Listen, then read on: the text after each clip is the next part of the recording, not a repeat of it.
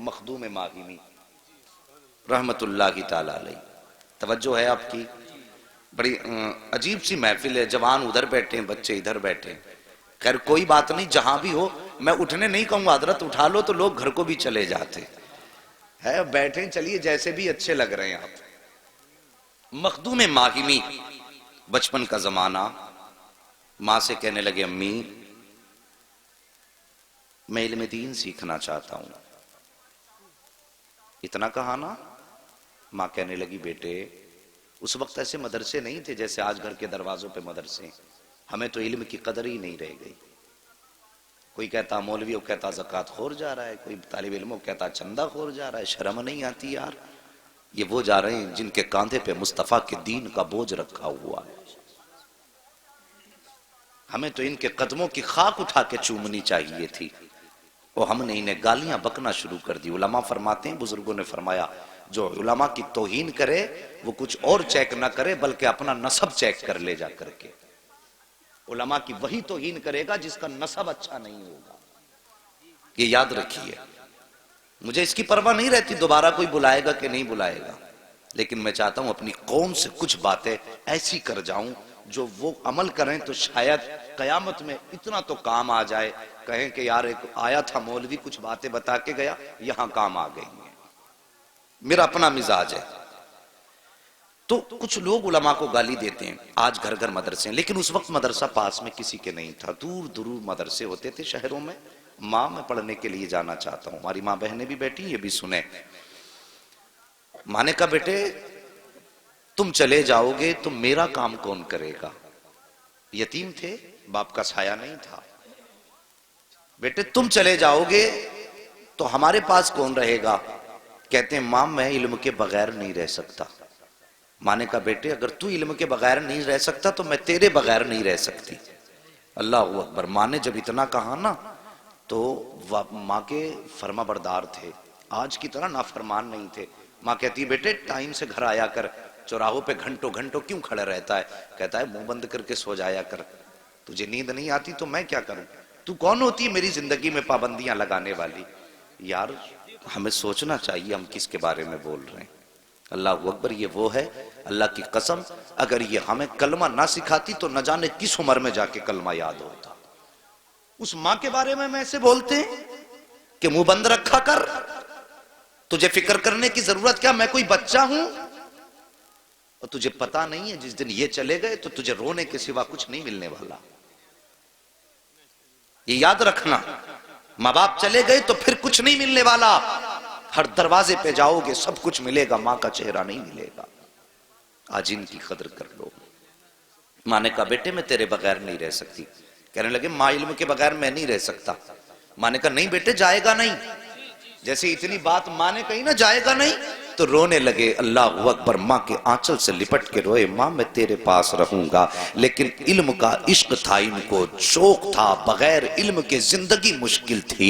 एक दिन रोते रोते दरिया के किनारे चले गए। कौन सा दरिया? वही समंदर जो साहिल समंदर के किनारे पे टहलने लगे।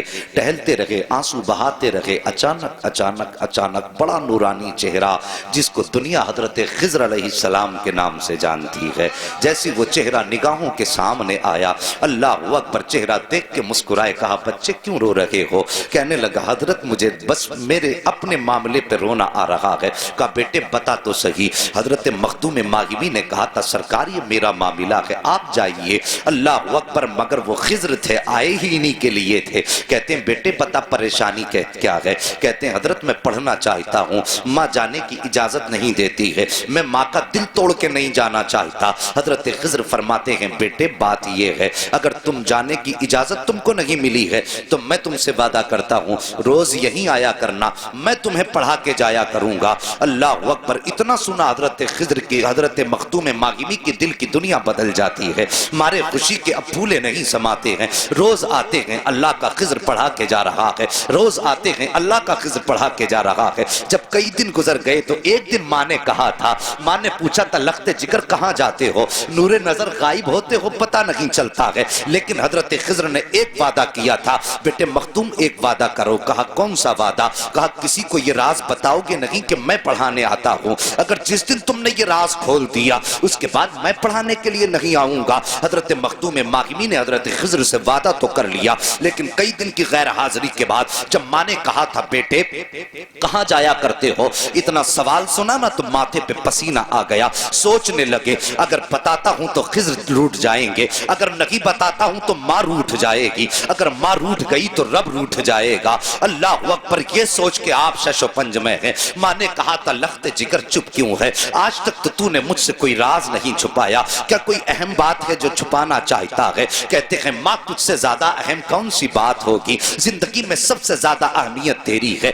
माँ ने कहा बेटे फिर बता तो सही कहाँ जाता है? हजरत मखदूम मागिमी की आंखों में आंसू भर आए। उधर खिज़र की जुदाई, उधर तालीम से दूरी का जब मंजर सामने आया, आंख में आंसू आए। कहने लगे माँ आज तूने पूछा है तो बताता हूँ, मैं कहीं और नहीं जाता। दरिया के किनारे एक शख्स आता है जो मुझे इल्म दीन पढ़ा के जाया करता है। माँ ने इतना सुना बेटे की पेशानी चूमी और चूम के कहा था बेटे आज के बाद मैं तुझे रोकूंगी नहीं, रोज तालीम हासिल करने के लिए जाना। इतना सुना चीख निकली मखदूम मागिमी की। कहते हैं माँ जिस खजाने के लिए जाता था अब वो खजाना मेरे हाथों से जा चुका है। माँ ने कहा था बेटे क्या कोई पढ़ाने वाला रूठ गया है या कोई गलती तुझसे हो गई है? कहते हैं माँ तुझे कैसे बताऊं, जब मुझे पढ़ाने आता था उसने वादा किया था कि अगर ये राज किसी को नहीं बताओगे तो रोज पढ़ाने आया करेंगे, जिस दिन बता दोगे उसके बाद पढ़ाने नहीं आएंगे। ए माँ आज ये राज तुझसे बयान कर दिया है। माँ आज मुझे पढ़ाने वाला नहीं आएगा, आज के बाद मुझे दीन सिखाने वाला नहीं आएगा। इतना सुना कि माँ ने लाल को सीने से लगाया और सीने से लगा के कहा बेटे उदास ना हो, जा जाके बिस्तर पे आराम कर ले। हजरत मखदूम मागिमी तो बिस्तर पे लेटे हैं, चेहरे पे चादर डाली है, आंख में आंसू लेकर के सो जाते हैं। लेकिन माँ नहीं सोई है। और लोगों आज परेशानियां होती हैं तो मौलवियों की चौखटों पे जाके झटके धक्के खाया करते हो, टोरी कर दो तावीज कर दो, मुसीबतें आ रही हैं। अल्लाह की कसम खा के कहता हूं सबसे बड़ा तावीज खुदा ने तेरे घर के अंदर रखा है, सबसे बड़ा दुआ देने वाला खुदा ने तेरे अंदर रखा है। आज झूठे पीरों फकीरों के चक्कर में तुम दर दर की ठोकरें खाया करते हो। अगर तुम्हारे काम नहीं बना करते हैं तो छोड़ो इधर उधर के चक्कर, अगर घर के अंदर माँ मौजूद है तो कदम पकड़ लो और आंचल सर पे रख के कह दो ए माँ बरकत की दुआ कर दे। अल्लाह की कसम खा के कहता हूं अगर माँ ने खुश होकर के हाथ उठा के दुआ कर दी तो सुनो हाथ नीचे बाद में आएंगे, खुदा की रहमतें तेरे घर में पहले उतर। नाराए तकबीर, नाराए रिसालत, उलमाए अहले सुन्नत, जश्ने गौसुल वरा, नाराए तकबीर, नाराए रिसालत। हाँ हाँ जिससे हमें मांगना था उससे हमने कभी सुभान अल्लाह, सुभान अल्लाह। जिससे हमें दुआएं लेनी थी कभी मुड़ के उसकी तरफ नहीं देखा। ये दुनिया बड़ी बेवफा है, इतनी बेवफा दुनिया। अल्लाह अकबर, जिस माँ ने 9 माह तक पेट के अंदर रख के पाला, 2 साल तक अपने सीने का खून पिलाया दूध की शक्ल में, और जब तेरे बाजू में ताकत आ गई तू कमाने धमाने लग गया, तेरी शादी हो गई तो बस एक रात की दुल्हन ने तेरा रुख ही बदल के रख दिया। क्या ये घर घर की कहानी नहीं है? आज फोन आते हैं बूढ़ों के, कहते हैं हजरत दुआ करना, बच्चे घर से निकाल रहे हैं। यार कलेजा टुकड़े टुकड़े होता है, क्या करें हम, किस किस को संभालें? माँ बाप को दुआएं कराने की जरूरत पड़ रही है और फिर कहते हो कयामत कब आएगी? जब तुम माओ को धक्के दो, बाप को घर से निकालो और बाप तन्हाई में बैठ के रोए तो फिर पूछने की जरूरत नहीं कयामत कब आएगी। समझ लो कयामत करीब आ गई है। तुमने होश क्या संभाला, 2 रुपए कमाने क्या लग गए? तुम तो परदेश बैग हाथ में लेके चले, बीवी से कहा ठीक है इतने दिन बाद आऊंगा। बूढ़ी माँ दरवाजे पे बैठी रही, एक बार बेटा मुड़ के मेरी तरफ देख ले। हमने उसके बुढ़ापे की तरफ पलट के भी नहीं देखा। और तुझे क्या लगता है तेरी जो जेब में आके पैसा गिरता है ये तेरी मेहनत का सबब है? अल्लाह की कसम ये तेरी मेहनत का सबब नहीं है, तेरे माँ बाप की दुआओं का नतीजा है। और जाते जाते तूने जिन्हें सलाम तक ना किया, ये उनकी दुआओं का फल है जो आज तू अपनी जिंदगी में दौलत की शक्ल में देख रहा है। और कभी घर से जाते वक्त मुड़ के एक बार बूढ़ी माँ को भी देख लिया कर। परदेश से आया करे डायरेक्ट, बीवी बच्चों में तो तुझे रहना ही है। वो माँ जो रात और दिन ये नहीं सोच सोच के नहीं सोती, पता नहीं बेटा किस हाल में होगा। मैंने एक साहब को बयान करते सुना, वो अपनी कहानी बता रहे थे। कहने लगे हजरत मैं परदेश में था, तबीयत खराब हुई, दूसरे मुल्क में था। जब मैं वापस आया मेरी माँ ने मुझसे कहा बेटे इतने महीने पहले बता तेरी तबीयत खराब हुई थी। गौर करो, माँ ने कहा बेटे इतने महीने पहले तेरी तबीयत खराब हुई थी। बेटा कहने लगा हाँ माँ तुझे कैसे पता। कहने लगे बेटे मेरा दिल नहीं लग रहा था, मुझे ऐसा लगा जैसे मेरा बेटा परेशानी में है। यार अल्लाह ने माँ के दिल को तुझसे इतना करीब किया कि तू 7 समंदर पार, तेरे पेट में दर्द हो तो माँ का दिल बेचैन हो जाता है। फिर तुझे एक बार भी उस माँ की याद नहीं आती? तू परदेश जाए तो उस माँ की जबान नहीं सूखती तेरे हक में दुआ करते करते। बीवी बच्चे तो ये सोच के सो जाते अब 8 दिन बाद आएगा तो इतना पैसा लाएगा, लेकिन माँ जब लेटती है कहती अल्लाह मेरी खैर है, मेरे बेटे को सलामत रखना। आज हम उन माओं से दुआएं नहीं लेते। अल्लाह अकबर, तवज्जो है आपकी? अल्लाह आपको सलामत रखे। मैं अर्ज कर रहा था हजरत मखदूम माहिमी बिस्तर पे लेट गए, मुंह पे यूं चादर डाली और लेटे। अल्लाह अकबर, मां ने आंचल उठाया, मेरे मालिक मेरे बेटे के तालीम के गैब से असबाब मुहैया फरमा दे। मां का इतना कहना हुआ। अगला दिन जब आया हजरत खिज़र अलैहिस्सलाम को वो वक्त जब आया ना जिसमें जाते थे हजरत मखदूम पाक, तो वो वक्त याद आया। कहने लगे चल यार आज खिज़र तो नहीं आएगा, उस जगह को चल के देख लें जिस जगह पे वो आने वाला बैठ के पढ़ाया करता था। ये इश्क था तालीम से मखदूम माहिमी का। अल्लाह अकबर, ये इश्क था उनका।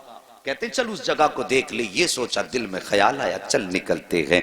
जब घर से निकले, जब पहुंचे उस जगह पे तो हर दिन का मामला ये था, आप पहले जाते थे बाद में खिज़र आते थे, लेकिन आज जब गए हैं ना तो पहले खिज़र आके उस जगह पे खड़े नजर आ रहे हैं। हजरत खिज़र अलैहिस्सलाम को जब देखा है, अल्लाह अकबर, मखदूम माहिमी दौड़ के गए, कदमों से लिपट जाते हैं। मेरे मोहसिन बता तो सही, तूने तो वादा किया था कि अगर मैं वादा तोड़ूंगा तो वापस नहीं आना है, फिर बता आज किस लिए आए हो? मखदूम पाक के इतने जुमले सुने सरकार हजरत खिज़र अलैहिस्सलाम कहते हैं बेटे मैं तुझे पढ़ाने नहीं आया हूं और ना ही आज के बाद पढ़ाने आऊंगा। कहा हजरत फिर किस लिए आए हो? कहा सुन याद कर, जब तू कल माँ के आंचल से लिपट के रोया था तेरी माँ ने हाथ उठाए थे? हाँ उठाए थे। कहा रब ने मुझे हुक्म दिया था ए खिज़र, अब तक तो तेरी ड्यूटी ये थी कि तू हर दिन दरसगाह के तौर पे पढ़ा था, लेकिन तूने ये वादा किया है कि तू पढ़ाने नहीं जाएगा। उधर माँ ने हाथ उठा दिए हैं कि अल्लाह मेरे बेटे की तालीम के गैब से असबाब मुहैया फरमा।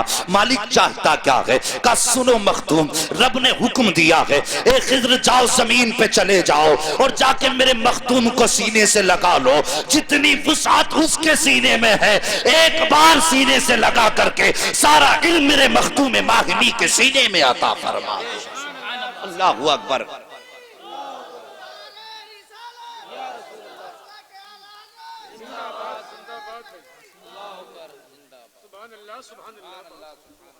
ओ लोगो, मैंने कहा था रब पहले इल्म देता है फिर विलायत का ताज देता है, और इल्म विलायत की पहली सीढ़ी। हाँ हाँ, तुमने बाल लंबे कर लिए कमर तक, उसको विलायत की डिग्री समझ के लोगों को समझाने लगे हम वली हो गए। 10-10 हाथों में अंगूठियां, ये काय की? कहा ये उसकी है, ये कमाई की है, ये लड़ाई की है, ये बुझाई की है, ये रख देता हूं जिन भाग जाता, ये रख देता हूं आफतें टल जाती। वाह जी, ऐसा लगता है कि पूरी दुनिया का इलाज साथ लिए घूम रहा है। और हमारी कौम ऐसे लोगों के धोखे में आ जाती है। और मेरे भाई, अगर कोई भी आके कहे मैं वली हूं तो पहले उससे पूछ, बता तेरा रिश्ता मदीने वाले से कैसा है? सच बता, पहले देखो बाल उसकी सुन्नत के खिलाफ तो नहीं है, ये पूछो। उसके बाद उसके शराइत देखो, फिर उसे अपनाओ। कुर्बानी का जानवर कितना देखभाल के लेते हो? है? कान में छेद है, 6 मौलवियों को फोन करेंगे इसके कान में छेद है, उधर पूरे पीर में छेद हुए पड़े। हाँ, ये मिजाज है हमारे। बगदाद वाले पीर सरकार गौसे पाक मादर के शिकम में वली हैं, आलम अरवाह में वली हैं। इतना बड़ा वली, अल्लाह अकबर, शान देखो सरकार गौसे पाक की। मुफ्ती साहब तो सब कुछ बताते रहते होंगे। जहां पे ज्यादा काबिल लोग होते हैं तो वहां सोचना पड़ता तकरीर में बताना क्या है?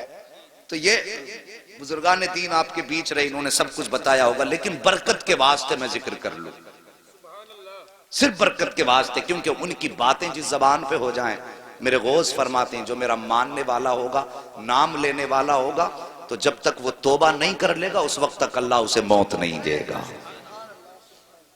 उनके नाम की इतनी बरकत है, और फिर उनसे दुश्मनी कर लो तो कतई खैरियत ही नहीं है जी। बड़ी पावर वाला मामला उनका है। बस एक बात अर्ज कर दूं, बचपन का जमाना सरकार गौसे पाक का है, जरा सी हथेली पे सरसों अगर जादू से जमाने लग गया तो वो कहता बस मैं अपने दौर का सबसे बड़ा गौस हूं। फिर वो खातिर में कहां लाता, तेरी औकात क्या है? मेरा गौस वो है जो जमाने को पाल रहा है, जो दुनिया का निजाम चला रहे हैं, वो है अब्दुल कादिर जिलानी। दुनिया जिनके नज्म और नस्ब से चलती है वो है सरकार गौसे पाक। बचपन का जमाना, बच्चे खेल रहे हैं। अजीब गुजारिश करूंगा, नाराज मत होना, कुछ कड़वी बातें आने वाली हैं। हाँ, पहले बता दूं, मेरी तकरीर तबे यार को बेचैन करती है। सबब क्या है? वही कहता हूं जो दिल पर गुजरती है। अब जो लॉकडाउन कुछ दिन से हुआ है ना, तो मुतवल्लियों ने इमामों की जान खा ली।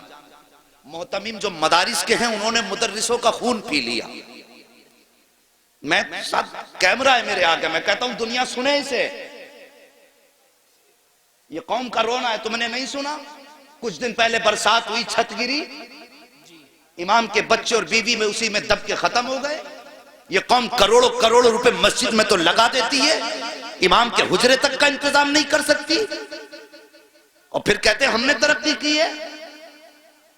क्या खाक तरक्की की है जो तुम्हें 5 टाइम अल्लाह की बारगाह में लेके जाता है, तुम उसकी छत तक नहीं बना सके?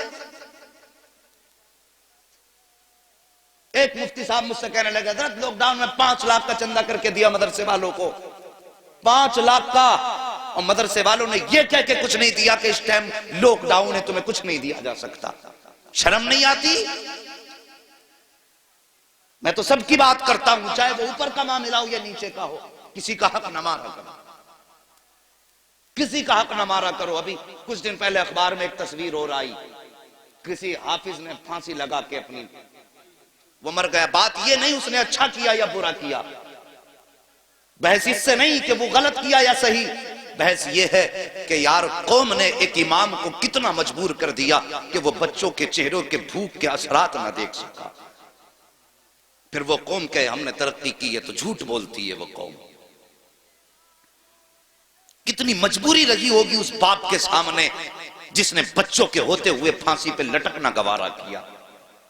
क्या कभी किसी ने उसके दर्द के बारे में सोचा? सोशल मीडिया पे ये फोटो डाला गया तो हमारी कौम के काबिल लोगों ने कहा जी ये गुनाह कर बैठा। अबे मौलवी ये सबको पता गुनाह कर बैठा, लेकिन सोच तो सकी वो क्या वजह है जिसने फांसी तक पहुंचाया है? क्या ये कौम का जुल्म नहीं है? क्या ये अपनों का जुल्म नहीं है? मैं कहता हूं अगर एक पड़ोसी ने भी अपने घर का एक वक्त का खाना उठा के उसके बच्चों को खिलाया होता तो वो फांसी ना लगाता। अगर उम्मत मुस्लिमा ने पड़ोसी का हक समझा होता तो वो मौत को सीने से न लगाता। हाँ उसने गलत किया है, लेकिन उससे ज्यादा गलत तुमने किया है कि तुम पेट भर के सोते रहे और एक कलमा पढ़ने वाला भूखे बच्चों के सामने जिंदा न रह सका। कोई तो मजबूरी रखी होगी यार। तुम कहते हो वो गलत है, लेकिन मैं कहता हूं वो जितना बड़ा गलत है उससे ज्यादा तुम गलत हो। मेरे नबी फरमाते हैं कि जिसका पड़ोसी भूखा सो जाए और वो पेट भर के सो जाए, आका फरमाते हैं वो आजी भी हो सकता है, नमाजी भी हो सकता है, वो सब कुछ हो सकता है, लेकिन मुस्तफा का नहीं हो सकता। ये कड़वा सच है, इसे सुनिए और समझिए। हमने ऐसे हालात बना दिए। अल्लाह अकबर। और लोगों कदर करो और भूखों का ख्याल रखो। मैं समझता हूं अमीरों से कई गुना ज्यादा हमारे गरीब अच्छे हैं। कम से कम गरीब का पड़ोसी फाके से तो नहीं सोता। यह हमने अक्सर देखा है, जिनको अल्लाह ने दौलतें दी हैं उन्हें चुगलखोरी से फुर्सत नहीं। दिन भर यही कहते हैं, वो मेरी दौलत को देख के चल रहा, वो मेरी गाड़ी को देख के चल रहा, मुझे इसे देख के चल रहा। जब पेट भरा होता है तब आदमी चुगली करता है, और जब भूखा होता है तो फिर उसे बच्चों के लिए कमाने की फिक्र होती है। भूख की फिक्र वो सॉरी चुगली की फिक्र नहीं होती, सिर्फ भूख की फिक्र होती है। जब आदमी पेट भर के खा लेता है ना, फिर दुनिया भर की पंचायतें लेके बैठता है। ये बात मेरी याद रखना चाहिए। सरकार वो से पाक, बचपन का जमाना गुजर के जा रहे, बच्चों के साथ खेल रहे हैं, लेकिन उनका खेल ऐसा नहीं था जैसे हम लोगों का है। वो अल्लाह वाले थे, उनका खेल भी ऐसा था जिसमें जिक्र इलाही होता था। हाँ हाँ, करामत खूब सुनते हो, लेकिन कुछ उनकी जिंदगी से सीरत से भी हासिल करो।